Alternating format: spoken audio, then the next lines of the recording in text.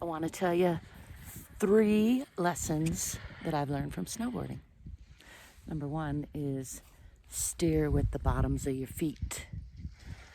If you relax and just push with the toe instead of throwing your body around, you have a lot better outcomes generally. Every now and then you got to throw your body around. Number 2, bend your knees and relax and ride it out.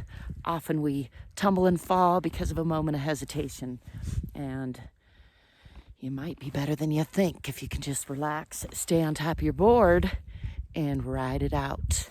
And number 3,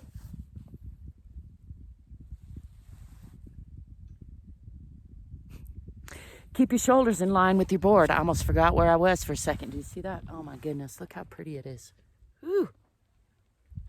The reason I'm sitting here is because I came down the wrong side of the mountain. Well, it's not the wrong side. It's kind of the skier side. I haven't been this way before. And I think that way is the back of the parking lot where I didn't actually want to get.